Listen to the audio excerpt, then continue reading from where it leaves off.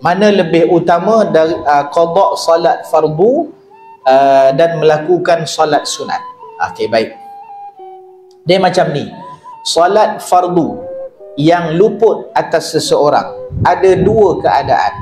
Satu, terluput solat fardu sebab disengajakan.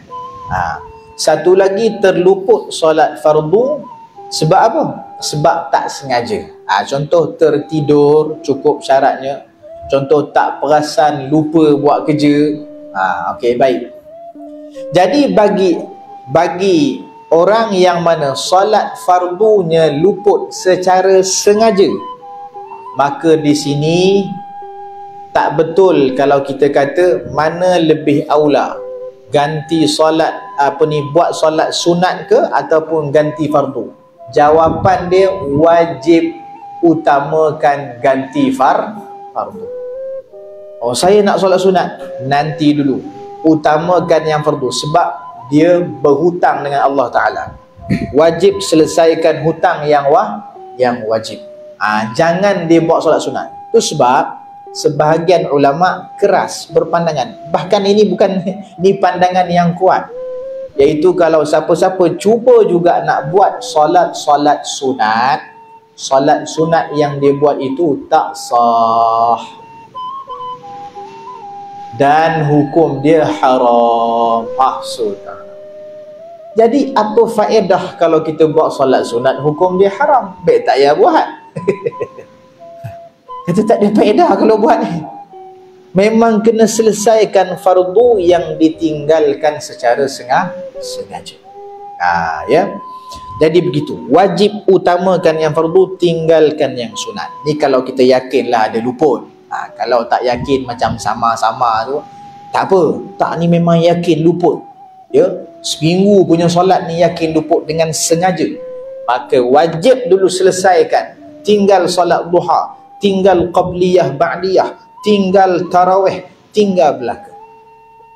Lepas bangun tidur tu semangat nak sembahyang duha, fikir dulu, ada tak solat fardu yang sengaja saya tinggalkan? Oh, ada lah.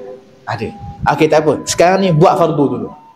Tak, saya nak buat duha dulu lah sebab waktu kan luas. Baru pukul 9 pagi. Masalahnya kalau awak buat sunat haram dan tak sah. Jadi apa faedah buat benda tak sahnya? Jadi macam tu, kena faham konsep ni macam tu. Sebab kita kaedah dalam mempraktikkan syariat, dahulukan yang wajib, duakan yang sunat. Kalau wajib tak selesai, yang sepatutnya kita buat kita tak buat, kita dahulukan yang sunat, dia tak ada nilainya di sisi Allah Subhanahu wa Ta'ala. Bahkan kata Ibnu Athaillah As-Sakandari, antara petanda orang itu melakukan ibadah mengikut hawa nafsu, dia dahulukan yang sunat dan dia ketepikan yang fardu.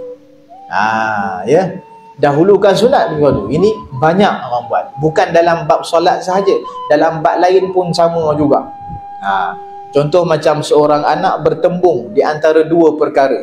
Nak bantu mak ayah sebab mak ayah minta bantuan ni, tolong dia kemas rumah sikit, tolong anggap barang, tolong beli barang. Ke nak pergi majlis ceramah dulu, ke nak pergi majlis maulid dulu. Dia kata, mak nantilah, orang besok orang datang lah. Ni malam ni ceramah agama, Maulidur Rasul.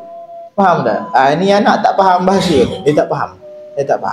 Ini dia buat benda mengikut hawa nafsu, dia panggil. Utamakan yang wajib, bakti kepada mak ayah, barulah pergi. Katakan kalau saya buat macam ni, habis maulid, itu dapat pahala lagi banyak lah daripada hang pergi sana. Baik, ini kalau solat ditinggal secara sengaja.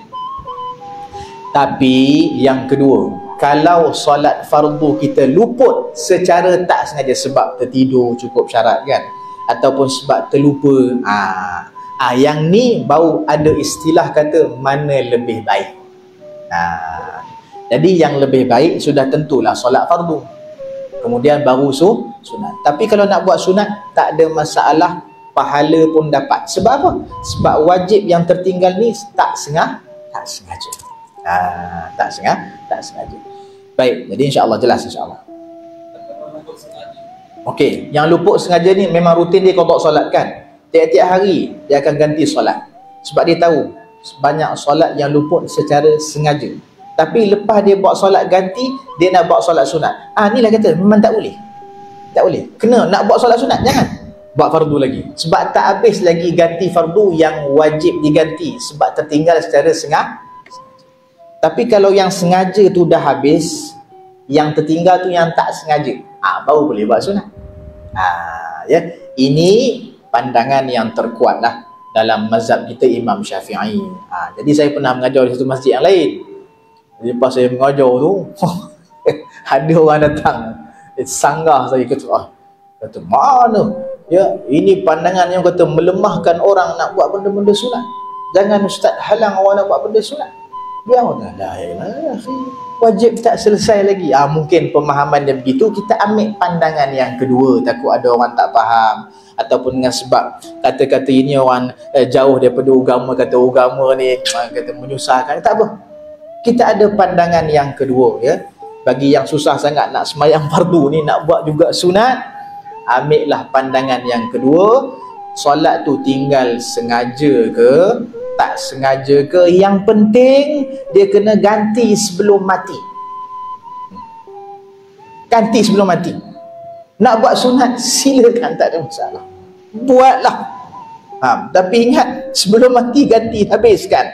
Kalau tak, mati berdosa nanti. Kadang-kadang dia nak sibuk buat sunat, mati. Padahal waktu yang dia sibuk buat sunat tu, dia boleh je ganti sekadar mampu yang ini yang sengaja. Yang tak sengaja tak ada masalah. Kadang-kadang dia ganti tak sengaja tu mati, tak berdosa dah, sebab tak sengaja tinggal. Ini saya bincangkan yang sengaja. Jadi tak apalah tuan-tuan, ada dua pandangan, buatlah yang mana mudah. Tapi tuan-tuan kalau nak wara' dalam ibadah, nak buat ibadah tanpa mengikut hawa nafsu, maka utamakan yang fardu, yang tertinggal secara sengaja. Wallahu subhanahu wa ta'ala a'lam. InsyaAllah